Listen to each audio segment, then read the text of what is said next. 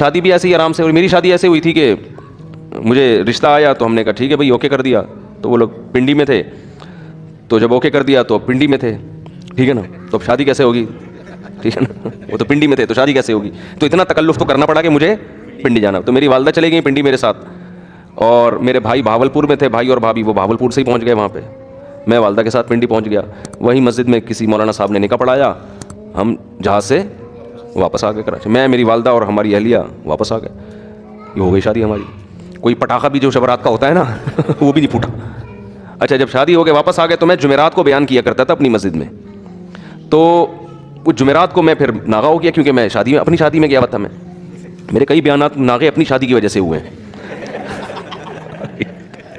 لوگوں کے تو ناغے ہوتے ہیں نا, آج حضرت صاحب فلاں کی شادی میں گئے ہوئے ہیں. ہمارے جو ناغے ہوتے ہیں وہ اپنی شادی میں گیا ہوا ہوتا ہوں میں. بہت دفعہ ایسا ہوا ہے. تو میں اس دفعہ بھی اپنی شادی میں گیا ہوا تھا. تو وہ میری پہلی شادی تھی. تو میں جب واپس آیا ہوں تو اب کچھ لوگوں نے پوچھا مفتی صاحب کل آپ تھے نہیں, جمعرات میں ہم آئے بیان میں تھے نہیں. میں نے کہا میری شادی تھی. تو کہہ رہے پرسوں تو آپ ادھر ہی گھوم رہے تھے. یہ کیا ہو گیا, پرسوں تو آپ ادھر ہی گھوم رہے تھے. تو میں نے کہا کیا, کہاں گھومتا پھر میں, آپ بتاؤ. جس کی شادی ہونے والی ہوتی ہے اس کو کہاں گھومنا چاہیے, کیا کرے آدمی. کہہ رہے کچھ بھی نہیں یار, تو بس ایسے ہی گئے ہو, میں ہو گئی ہماری. تو اب بتاؤ کوئی انٹرٹینمنٹ لائف میں کچھ ہوا, کچھ بھی نہیں یار. یہ کس قسم کی شادی ہے یار. لیکن اس قسم کی شادی کئی دفعہ ہو سکتی ہے. حقیقت بتا دوں آپ کو میں, یہ جو انٹرٹینمنٹ ہے نا یہ ان لوگوں کو مہیا نہیں ہے جو اس قسم کی شادی نہیں کرتے. ایک دفعہ میں تو دھوم دھڑکا, پٹاخے دولے آ رہے ہیں جناب, اس کے گلے میں ہار ڈالے جا رہے ہیں اور لفافے آ رہے ہیں اس کے, سارا ولیمے کا خرچہ ہم نے. پھر میں نے ولیمہ کیا وہ بھی سادگی سے کیا.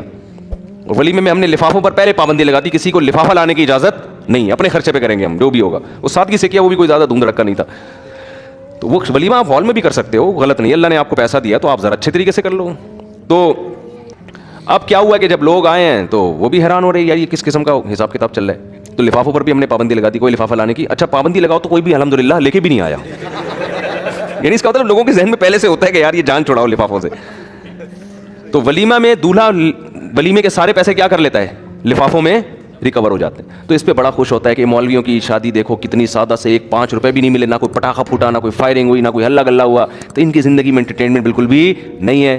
تو کسی مولوی کے پاس بیٹھو تمہیں بتائے گا بھائی سادگی میں جو فائدے ہیں وہ ان عیاشیوں میں نہیں ہیں.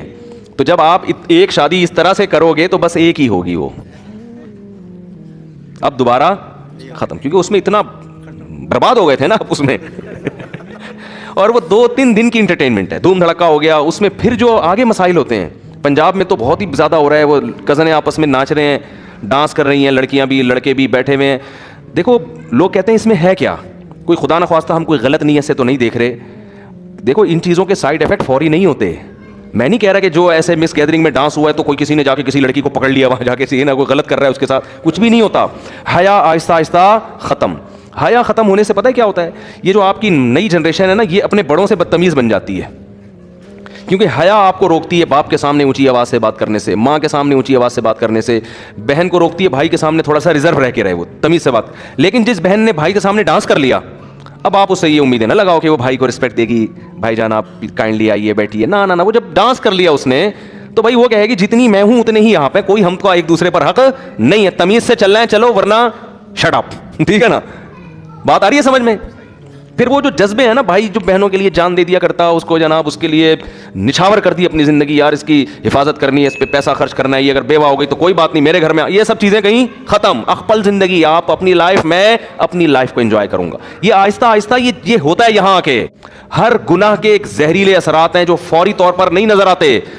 گورے سے یہی تو غلطی ہوئی ہے, اس نے کہا جو لبرل لوگ یہی تو غلطی کرتے ہیں. کہہ رہے کیا ہو گیا, گانا سنتا ہے تو کیا ہو گیا, گانا سننے سے کیا ہو گیا, ڈانس کرنے سے. جو ڈانس مانس آج کل ہو رہے ہیں ان میں ہوتا کیا ہے, جب آپ کی حیا نکلے گی تو اب اس کے پھر آگے جا کے سائیڈ افیکٹ بہت خطرہ. ماں باپ کہتے ہیں ہماری بیٹیاں ہمارے کنٹرول میں نہیں. بھائی کنٹرول میں کیسے ہیں, جب ایک لڑکی اپنے والد کے سامنے ڈانس کر رہی ہے تو باپ کا مقدس رشتہ اور حیا ویا ختم. اب وہ نہیں ہوگا کہ وہ ابا کو, آپ اپنی بچیوں کو عادی بناؤ باپ کو دیکھ کے سر پہ دوپٹہ لے لیا کریں, وہ تو دیکھو آپ کا کتنا احترام کرے گی, آپ کی بات مانے گی, آپ کی مرضی کے خلاف نہیں چلے گی. اور یہ چیز ترقی میں رکاوٹ نہیں بنے گی. اگر جوان لڑکی اپنے ابا کو دیکھ کے تھوڑا سا سر پہ چادر لے لیتی ہے, یہ چادر نہیں لیتی, تھوڑا سا ریزرو ہو جاتی ہے کہ بھی ابا آ رہے ہیں, تھوڑا سا گلے میں دوپٹہ لے لو, تو کیا اس سے ترقی کا کیا تعلق ہے بھائی؟ یعنی لوگ سمجھتے ہیں اگر ہم اتنی تہذیب اور تمدن کے ساتھ چلیں گے نا اپنے گھروں میں تو ہم تو انگریز کا مقابلہ کر ہی نہیں سکتے. ابے بھائی اس سے اللہ کی قسم کوئی تعلق نہیں ہے. یعنی ان چیزوں کے یہ جو دماغ میں آپ لوگوں نے بٹھا لیا ہے نا کہ ہم اپنے گھر میں مذہبی ماحول لے کر آئیں گے تو ہمارے اچھے ڈاکٹر نہیں پیدا ہوں گے, اچھے انجینئر نہیں پیدا ہوں گے. میں آپ کو حلفیہ کہتا ہوں اس سے زیادہ اچھے پیدا ہوں گے, کیونکہ تمیز والا آدمی جو جس کی سوچیں دائیں بائیں نہ گھومتی ہوں وہ زیادہ اچھے طریقے سے پڑھ بھی سکتا ہے, زیادہ اچھے طریقے سے. دیکھو جامعۃ الرشید جب سے آیا ہے نا عصری تعلیم میں, ہمارے طلبا کو جامعۃ الرشید نے جب سے کہا نا کہ ڈاکٹر بھی بنو, انجینئر بھی بنو, ایم بی اے بھی کرو, بی بی اے بھی کرو, یہ ساری ڈگریاں, الحمدللہ جامعۃ الرشید کا رزلٹ دوسری یونیورسٹیوں سے آگے ہے. حالانکہ یونیورسٹیوں میں کو ایجوکیشن ہے, استاذوں کا احترام ہے, مگر اتنا نہیں جو مدرسوں میں ہے. سمجھ رہے ہیں نا. وہ فلمیں بھی دیکھنے جاتے ہیں, مجھے تو خود یونیورسٹی کے لڑکے بتاتے ہیں اپنی گرل فرینڈ کے ساتھ سینما گھر چلے جاتے ہیں, ان کے ابا کو پتہ ہی نہیں ہوتا, ابا سمجھ رہے ہیں کہ بچی کہاں گئی ہوئی ہے, یونیورسٹی گئی ہوئی, تو کہہ رہے ہم تو چلے جاتے ہیں فلم بھی دیکھ کے آ جاتے ہیں. تو وہ ساری آزادی وہاں دی ہوئی ہے, کوئی تنگ ماحول نہیں ہے. جامعۃ الرشید کا ماحول کیا ہے, تنگ ماحول ہے. وہاں گرل فرینڈ ہے ہی نہیں, سارے اپنے جیسے لڑکے داڑھیوں والے, وہ بھی وہی نظر آئیں گے اس کو. تو کوئی انٹرٹینمنٹ کا ماحول نہیں ہے. لیکن آپ رزلٹ دیکھو, الحمدللہ رزلٹ دیکھو آپ کبھی. ابھی تو اللہ کا شکر ہے پتہ نہیں 10-12 کمیشن آفیسر نیوی میں گئے ہیں جامعۃ الرشید کے 2 سال پہلے. میرے شاگرد بھی ہیں, میں ان سے ملا ہوں, میری ایک تصویر بھی یوٹیوب پہ شائع ہوئی تھی, آپ نے دیکھا ہوگا, نیوی کے آفیسر کھڑے ہوئے, بیچ میں کھڑا ہوا ہوں, تو ان میں زیادہ تر ہمارے شاگرد تھے. تو یہ دماغ میں نا آپ لوگوں نے خام میں ایک چیز بٹھا لی ہے کہ یار بالکل ایسا عیاشی دے دو تو ترقی زیادہ ہوگی. ترقی زیادہ نہیں ہوگی. آپ کہہ سکتے ہو انگریز نے اتنی عیاشی میں کیسے ترقی کر لی. او بھائی انگریز اگر اتنا عیاش نہ ہوتا اس سے 10 گنا آگے نکل چکا ہوتا. سمجھ رہے ہیں نا. جیسے ایک عالم کہنے لگے کہ لوگ کہتے ہیں نا, علماء کہتے ہیں کہ سود ہماری معاشی سود جو ہے نا, سودی نظام جس کنٹری میں ہوگا تو معیشت کیا ہو جائے گی, برباد. اب سوال پیدا ہوتا ہے پھر امریکہ اتنا پاورفل کیوں ہے معیشت میں, فرانس اتنا پاورفل کیوں ہے. وجہ اس کی یہ ہے کہ انہوں نے معیشت کی ترقی کے اور اتنے اسباب اختیار کیے ہوئے ہیں کہ ایک سبب ہے نا سود, وہ تباہی کا ذریعہ نہیں بن رہا. اگر وہ سود کو بھی ختم کر دیں اپنے معاشرے سے تو آج وہ معاشی جس سطح پہ پہنچے ہوئے ہیں اس سے 10 گنا آگے جا چکے ہوں گے. وہ ہمارے ہاں معاشی ترقی کے کوئی اسباب نہیں ہے, اور سودی نظام سے جو ہونی چاہیے تھی ترقی وہ بھی نہیں ہو پا رہی. اور تنزل کی طرف کرنسی دیکھ لو نا, 25 سال پہلے کا آپ 10 روپے اٹھا کے 10 لاکھ روپے اٹھا کے دیکھو, یا 10 روپے اٹھا کے دیکھو, اور آج دیکھو زمین آسمان کا فرق ہے.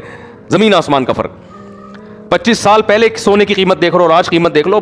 یہ تو ایک مشاہدے پر مبنی ایک حقیقت ہے. تو جلدی سے بات کو سمیٹ کے میں ختم کرتا ہوں. انسان دھوکے میں آتا ہے اپنی موجودہ حالت کو دیکھ کر, اور وہ یہ سمجھ بیٹھتا ہے کہ مجھے کچھ بھی ہونے والا نہیں ہے. آپ ہر وقت تیار رہیں, کسی کو کسی بھی ٹائم پہ کچھ بھی ہو سکتا ہے. میں موسیقی کی بات پھر اگلے بیان میں کروں گا انشاءاللہ, کہ جو کہتے ہیں نا موسیقی یہ لائف میں بورنگ, وہ جو ہمارے کزن کا میں بتا رہا تھا نا یہ بورنگ لائف. تو بات یہ ہے کہ جس لائف کو آپ بورنگ سمجھ رہے ہو نا, خوشیاں اسی میں ہیں. اور جس لائف کو آپ سمجھ رہے ہو نا انٹرٹینمنٹ, وہ ایسے انٹرٹینمنٹ ہے جیسے چرسی کو ہیروئنچی کو چرس پیتے ہوئے مزہ آتا ہے. بس وہ چرس کے دوران ہی آتا ہے, اس کے بعد پھر ختم, پھر وہ زیادہ ڈپریشن میں جاتا ہے.